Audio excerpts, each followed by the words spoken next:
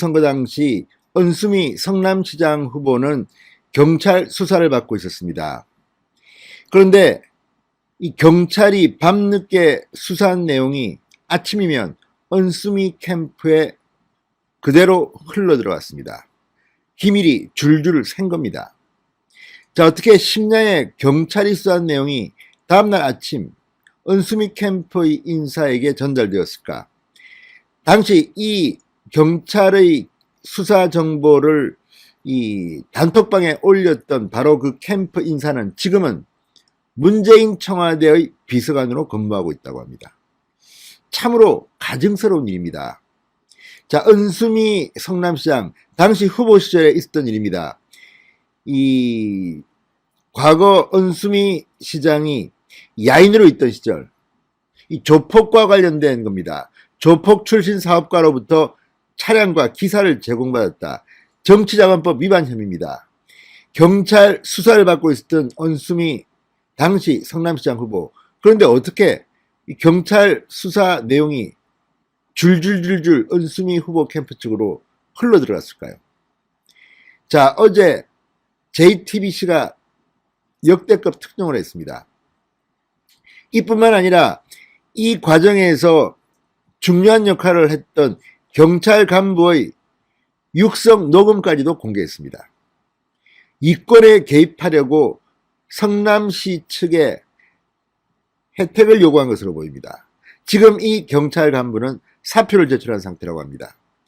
자, JTBC가 계속해서 성남시의 비리 의혹을 보도하면서 빚어진 일들입니다. 추가로 계속 JTBC로 제보가 들어온 것으로 보입니다. 자, JTBC가 왜 이렇게 문재인 정권을 비판할까요? 물론 언론의 본연은 비판입니다. 그러나 JTBC는 문재인 정권과 코드가 맞고 보수정권과는 비판적인 관계를 유지한 것으로 평가받고 있는 그런 언론사입니다. 그 결과 JTBC는 박근혜 정부 때 높은 시청률, 뉴스 시청률을 기록했지만 지금 문재인 정권 와서는 시청률이 땅바닥으로 떨어졌습니다. 반면 TV조선 메인 뉴스가 지금 시청률 고공행진 1위를 계속 유지하고 있습니다. 이게 바로 언론의 속성입니다. 권력을 비판하지 않은 언론은 시청자들로부터 환영받지 못합니다. 그래서인지 JTBC가 은수미 성남시장 관련해서 계속 특종을 하고 있습니다. 어젯밤 특종은 상당히 충격적이었습니다. 우리 경찰이 이렇게 타락해도 되는가? 대다수의 경찰들은 묵묵히 일하고 있겠지만 이런 정치경찰 어떻게 정치자금법 위반 혐의로 수사를 받고 있는 은수미 시장 쪽으로 밤새 수사한 조사한 내용이 술술 새나간단 말입니까? 그리고 그 공로를 인정받았는지 모르지만 이 은수미 캠프의 인사는 청와대 선임행정관으로 들어가고 지금은 비서관이 되어 있습니다. 이런 일이 문재인 정권에서 일어나고 있습니다. 진성호의 융단 폭격 시작합니다. 은수미 성남시장을 융단 폭격합니다. 방송에 앞서 아직 진성호 방송에 구독자가 아니신 분들은 붉은색 구독 버튼 눌러주십시오. 더 좋은 방송으로 보답하겠습니다. 이건 뭐 청와대 은수미 성남시장 캠프 민주당 줄줄이 네트워크로 되어 있습니까? 여기에 경찰이 한몫 단단히 했습니다. 이런 식으로 권력을 창출한 것입니까? 자, 이 보도만 보면 은수미 성남시장은 시장 자격이 없어 보입니다. 자, 2018년 은수미 성남시장 후보 조폭 출신 사업가로부터 차량과 기사를 제공받은 혐의로 경찰 수사를 받고 있었습니다. 이 재판은 결국 대법원에서 은수미 시장이 90만 원의 벌금형을 받음으로써 성남시장직을 유지합니다. 100만 원 이상이 돼야 당선 무효가 됩니다. 자, 그런데 선거와 맞물려서 한창 경찰 수사가 진행되던 2018년 5월 18일입니다.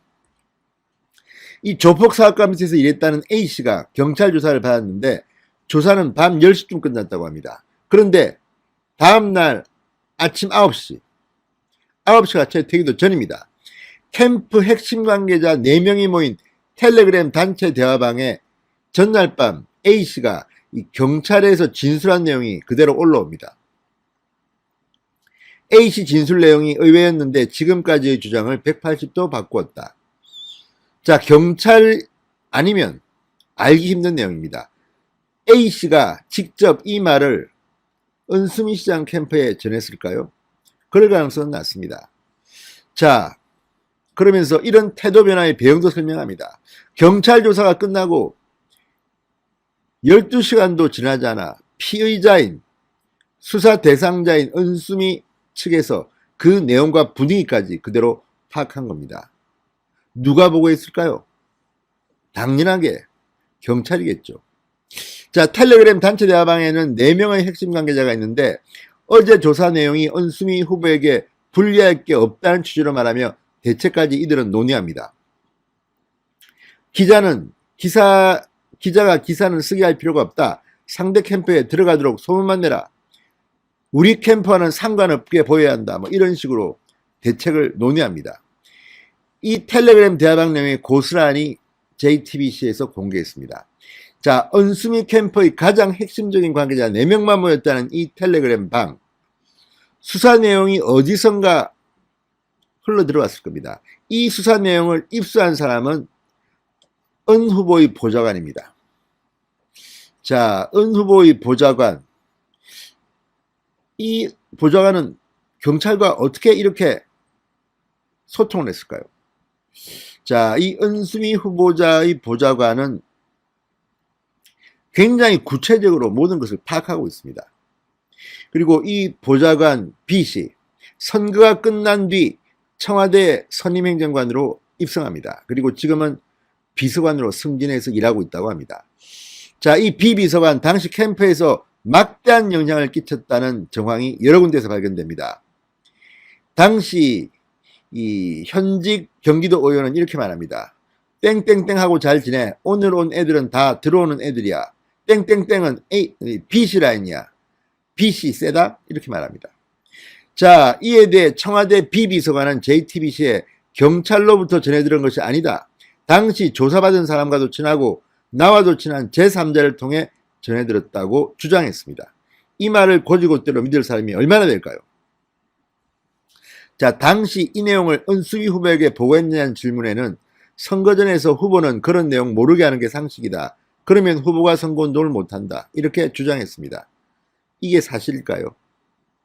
은수미 후보가 들으면 기분 좋을 내용인데 보고를 안 했다는 것을 믿으라는 거니까. 자, 이 내용은 앞으로 검찰이 수사를 해야 됩니다. 경찰이 수사 기밀을 은수미 캠프 측, 그러니까 피의자 측으로 흘렸다는 이런 말도 안 되는 일이 벌어진 겁니다. 조국, 추미애 이런 사람들이 그동안 피의사실 유포를 그렇게 비판해 왔습니다. 그런데 정작 이런 일이 문재인 정권 핵심 언저리에서 이루어지고 있었던 겁니다. 자, 정치자금법 위반 수사의 대상자였던 은수미 시장이 과연 이런 보고도 안 받았다고 믿는 시청자가 얼마나 될까요? 자, 어쨌든 이런 청와대 비서관, 현재 청와대 비서관에게 수사 정보를 흘린 것으로 예상되는 경찰, 그 간부는 지금 어떻게 됐을까요? 자, JTBC 취재 결과 유출했다는 의혹을 받고 있는 그 경찰 간부, 최근에 당시 성남시청 관계자를 찾아와서 그때 일을 묻어달라 이런 부탁을 했다고 합니다. 녹취 파일을 직접 입수해서 틀었습니다. 자, 선거로부터 넉 달이 지난 그해 10월 성남중앙경찰서 김모 경위가 전직 시청 관계자와 대화를 나눈 것을 JTBC가 폭로했습니다. 김모 경위, 그 사건 내일 지휘 올라가요. 내일 아침에 가요. 검사가 보완하라고 했던 거 그거에서 내일 아침에 갈 거고, 그러면서 수천억 원 규모의 사업에 대해서 묻습니다. 4천억짜리 제안을 땡땡업체하고 땡땡업체에서 하려고 이런 사업을 할지 안 할지를 대장님은 은수미입니다. 대장님 방침을 아직 안 세우신 건데 만약에 하게 되면 내가 좀 관여를 할까 해서 만나서 얘기하시면 안 될까요? 전화로는 제가 좀 알았습니다. 이런 대화가 오갑니다. 충격적이지 않습니까? 아니, 이렇게 기밀을 유출했다고 의혹을 받고 있는 바로 그 사람이 성남시가 하고 있는 사업에 대해서 묻습니다. 자, 이런 불법스러운 분위기를 여러분들은 어떻게 파악해야 할까요? 자, 당시 성남시청 비서관 이렇게 말합니다. 경찰에서는 못 쳐요. 다 엮여 있어요. 위선도 다 내부 살점 도려낼 경찰 절대 없거든요. 지들 치부를 거론하지는 않지. 그러니까 지금 이들의 대화, 이런 녹취를 듣고 있으면 정말 썩어도 너무나도 썩었다는 생각입니다. 성남중앙경찰서와 성남시청 사이에 무슨 거래가 있었던 겁니까? 자, 이 경찰은 JTBC가 성남시의 대규모 부정채용 의혹을 보도한 지난달 갑작스럽게 내부 고발자한테 연락을 해왔다고 합니다. 본인 이야기가 언론에 나오지 않게 묻어달라고 요청했다고 합니다. 이 과장님, 나 좀 도와주면 안 돼? 힘드네? 나 지금 갈게요. 김모경이가 연락합니다. 지금 사표 써놨거든. 자꾸 내 이름 나오기도 하고 그래서 어제 애 엄마한테 다 오픈했어요. 사표를 써놨는데 이거 제출을 해야 할지 당사자 이 과장님을 만나고 해야겠다. 이렇게 해서 나 좀 만나줬으면 좋겠어요. 자, 어쨌든 이런 걸 보면 뭔가 크게 잘못한 겁니다. 이런 JTBC 보도를 보고도 검찰이 움직이지 않는다면 안 됩니다. 정말 이거 문재인 정권 너무 썩은 거 아닙니까? 이거 지금 지방자치단체 민주당 정권도 이 정도면 중앙정권은 어떨까? 짐작이 가고도 남습니다. 정말 셉니다. 아, 정말 셉니다. 자, 성남시 관련 보도가 이어지자 이 해당 경찰은 18일 사직서를 제출한 것으로 전해졌습니다. 자, 이게 뭡니까? 이게 이권 개입하려고 하고 있고 누구는 봐주고 누구 수사를 한 사람이 경찰인데 그 정보가 어떻게 이렇게 바로 다음날 아침에 텔레그램 단체 단톡방에 뜹니까? 자, 어제 JTBC가 열일했습니다. 이 당사자는 지금 청와대 비서관이라고 합니다. 이낙연 더불어민주당 대표가 드디어 폭발했습니다. 이낙연 민주당 대표가 어젯밤 MBC 뉴스데스크에 출연했습니다. 그리고 이재명 경기도지사를 공개적으로 비판했습니다. 자, 지지율이 계속 폭락하고 있는 이낙연 민주당 대표, 그도 역시 지지율 앞에선 어쩔 수 없었나 봅니다. 민주당이 지금 거의 내전 상태로 빠져드는 게 아닌가 싶습니다. 아시다시피 MBC는 지금 공중파 방송 중 가장 권력과 유착되었다는 의혹을 받고 있는 그런 곳입니다. 자, 그런 곳에 이낙연 민주당 대표가 출연해서 따로 대화를 해도 될 일을 공개적으로 이재명 지사를 겨냥했다는 것은 이채롭습니다. 자, 어제 이낙연 대표는 이 인터뷰에서 사면과 관련해서도 거듭된 사과를 했습니다. 자, 지금 지지율이 계속 떨어지고 특히 호남 지역에서조차도 이낙연의 지지율이 떨어지고 있고 지금 비판을 받고 있는 것과 관련해서 이제 작전을 새로 바꾼 모양입니다. 그런데 지켜보는 국민들은 의아합니다. 집권여당의 당대표가 왜 이런 일을 이런 식으로 푸는가 하는 겁니다. 자, 당 지도부가 지금 이재명 경기도지사에게 주의도 줬다고 합니다. 지금 이재명 지사는 단독 드리블을 하고 있습니다. 10만원씩 경기도민 모두에게 지원금을 지급하겠다. 설 전에 지급하겠다고 밝힌 바 있습니다. 자, 그러자 지금 민주당 지도부는 지급 시기를 조정하라고 권고한 것으로 알려졌습니다. 그럼에도 불구하고 이낙연 대표가 따로 MBC 메인 뉴스에 나와서 인터뷰를 가지고 이렇게 이재명을 맹비난하는 것은 앞으로 민주당 내에 개싸움이 일어날 것이라는 것을 예고하고 있습니다. 자, 지금 대통령 선거 생각보다 시간이 그렇게 많지 않습니다. 내년 3월이 대통령 선거입니다. 1년 2개월 남았다고 보면 됩니다. 그러다 보니까 이낙연 대표의 마음이 급한 모양입니다. 이낙연 대표는 내년 대통령 선거에 출마하기 위해서는 올해 3월 중으로 당대표직을 그만둬야 됩니다. 이제 2달 정도 남은 시간에 이낙연 대표가 뭘 보여줄 수 있을지 의문입니다. 그러다 보니까 이제 다급한 나머지 당대표가 TV에 나와서 같은 당 소속 광역자치단체장을 비판하는 이런 촌극을 국민들 앞에 보여주고 말았습니다. 자, 민주당 앞으로 갈등이 더욱 촉발될 겁니다. 지금 민주당 의원들은 이미 이재명 경기도지사에게 줄서기를 시작했다는 보도도 있습니다. 코로나19이기 때문에 완전히 따로따로 모여서 밀담을 통해서 새를 불려나가는 방식입니다. 자, 지금 호남 지역의 친문 의원조차도 이재명을 공개 지지할 만큼 지금 분위기가 다급해진 이낙연 대표. 자, 이낙연 대표의 반격은 성공할 수 있을까요? 진성호의 융단 폭격 시작합니다. 더불어민주당을 융단 폭격합니다. 방송에 앞서 아직 진성호 방송에 구독자가 아니신 분들은 붉은색 구독 버튼 눌러주십시오. 더 좋은 방송으로 보답하겠습니다. 어제 나온 여론조사도 윤석열 대 이낙연, 윤석열 대 이재명이 1대1로 맞붙으면 누가 대통령에 당선될까, 이런 가상대결 여론조사가 발표됐습니다. 둘 다 윤석열 총장이 이기는 것으로 나왔습니다. 그런데 격차는 달랐습니다. 이낙연 대표와는 오차범위 밖으로 크게 이겼습니다. 이낙연 대표와는 크게 이겼습니다. 이낙연 대표와는 오차범위 밖에서 이겼지만 이재명 경기도지사와는 오차범위 내에서 3% 정도 이재명 지사를 윤석열 총장이 누르는 것으로 나왔습니다. 그러니까 윤석열과의 맞대결에서도 이재명은 오차범위 내에서 선전하는데 이낙연은 오차범위 밖으로 밀려났습니다. 자, 이런 것을 보면 지금 이낙연 대표가 굉장히 위기감을 느낄 것 같습니다. 그래서 이제 이낙연 대표, 이재명 지사가 경기도민에게 재난지원금 10만 원씩을 지급하려는 데 대해서 이렇게 말했습니다. 지금 거리두기를 하고 있는데 소비를 하라고 말하는 것이 마치 왼쪽 깜빡이를 켜고 오른쪽으로 가는 것과 비슷할 수가 있을 수 있다. 강도 높게 비판했습니다. 자, 이재명 지사에 대해서 이낙연 대표가 이렇게 노골적으로 비판하는 것, MBC 뉴스데스크에 대해서 비판하는 것은 민주당 내의 분위기가 요즘 어떻다는 것을 짐작할 수가 있습니다.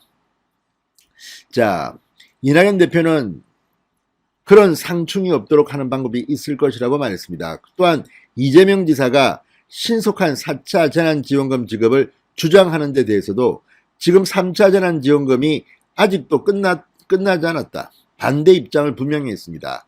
자, 코로나19 영업금지 제한 자영업자들에 대한 직접 피해 보상 추진과 관련해서는 해야죠. 재정이 얼마나 감당할 수 있느냐 하는 것은 고려사항이긴 하지만 방향은 불가피하고 옳은 방향이라고 생각한다.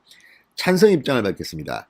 그렇지만 이재명 지사는 이것보다는 훨씬 더 전향적으로 직접 보상을 주장하고 있습니다. 지금 쌍끌입니다. 이재명 지사는 이 보편적 지급 10만 원씩 내가 먼저 뿌리겠다. 따라와라. 그리고 직접 피해 보상도 필요하다. 자, 이를 지켜보는 문재인 대통령도 사실은 별로 기분이 좋아 보일 것 같지 않습니다. 이재명 지사가 문재인보다 훨씬 더 파퓰리즘적 입장에서 치고 나오기 때문에 이낙연 대표 인기가 밀린다고 판단했는지 이례적으로 TV에 나와서 이재명 지사를 공개 비판하고 나선 겁니다. 자, 이재명 지사를 이렇게 노골적으로 비판한 것은 이낙연 대표로서는 거의 처음입니다. 그만큼 지금 다급하다는 반증이기도 하고 앞으로 이재명과 대립각을 세우겠다는 선전포고일 수도 있습니다. 자, 이낙연 대표는 이날 인터뷰에서 여러 가지 이야기를 했습니다. 특히 이 전직 대통령 사면론과 관련해서는 야단을 많이 맞았다고 말했습니다.